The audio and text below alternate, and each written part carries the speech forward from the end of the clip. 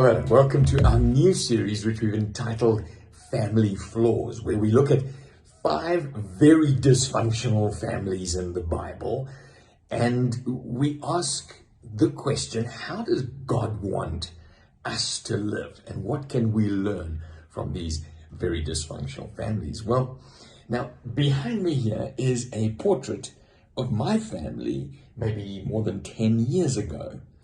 This daughter of mine now is in labor. By the time you read this, I'll be a grandpa. Can you believe it? This son of mine, well, he's bigger than me, he's taller than me, he's stronger than me now. And so these were the days when things were very simple. When the Bible said to me, raise up your children the ways they should go. And the Bible said to them, obey your mom and dad. Now, they're older now. They don't have to obey me. But the Bible does say, honor your mother and father. In fact, it's the first commandment when Paul is writing to the Ephesians chapter 6, he says the first commandment where God incentivizes it. He says, honor your mother and father, and it'll go well with you, and you will live long in the land. So he says, it's very important. I want you to know this. I want you to get this right with mom and dad. Because if you can get it right with mom and dad, you'll probably get it right with everybody else. Because when Peter was writing in 1 Peter 2, he said, honor everybody, love your neighbor, fear God, and honor the emperor. So in other words, honor everybody. But God winds back the starting point. He says, I want you to teach you to do this at home, to honor your mom and dad.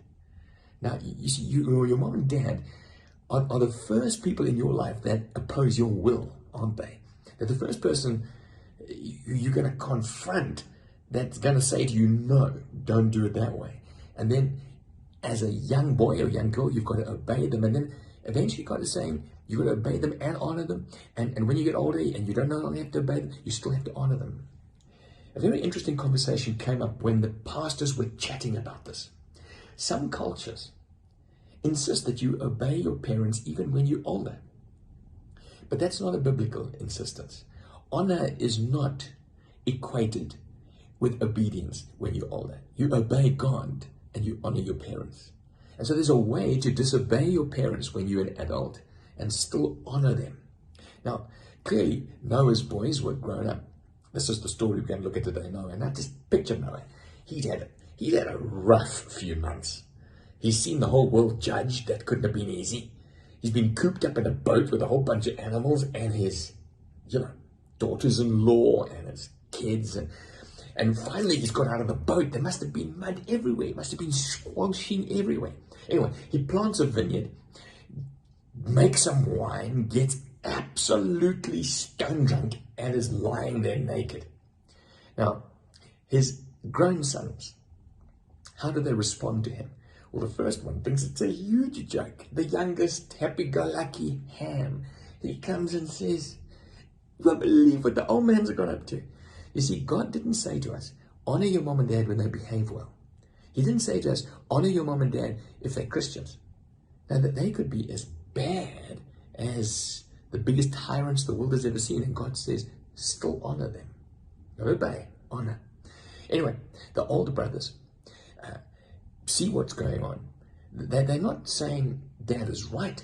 They're not pretending nothing's wrong, but they choose to cover his weakness, to compensate and not to expose him and not to ridicule him and not to make him a laughing stock.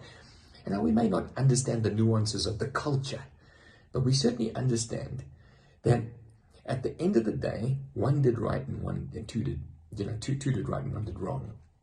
Well, when Noah wakes up from his drunken hangover, he knows what his youngest son's done, and he curses him. I told you it's a dysfunctional family. That's no way for you to treat your child. And then he blesses the other two. And while, Noah is flawed, and that's not very cool, the principle is still there.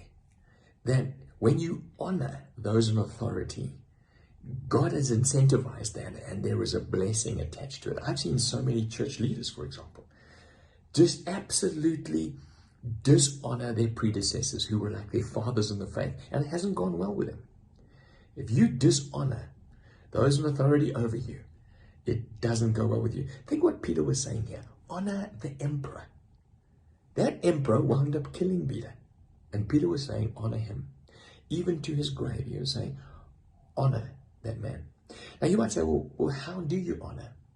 Well, I think honor has got to do with your attitude. It's got to do with how you speak. I think it sometimes costs you. Sometimes it costs you to go to a family event when you don't really want to be there. Sometimes it costs you to hold your tongue when you know you could really chastise that person. I'm not saying cover up sin. No, we've got to warn them gently, the Bible says. You go to a brother that sinned, even if it's your father, and you deal with it, but you can deal with it in an honorable way. And so, what do we get from this story of Noah and his sons? Well, I think as parents, as we raise our children, one of the fundamental things, and when my kids were young, when I heard them dishonoring their mother, for me, that was more serious than lying. It was more serious than other things, being lazy, when they dishonor their mother, because I know I want to build in them this understanding that God is very insistent on how we deal with people, giving them dignity, giving them honor, giving them respect. And I think it's got to do with ascribing value. You see, that word honor in the original language means to ascribe value to. Now, you say, well, the guy doesn't deserve my honor. No, listen, Jesus died for him. And so when Jesus died for him, he becomes valuable. You say, God, he's not even a Christian.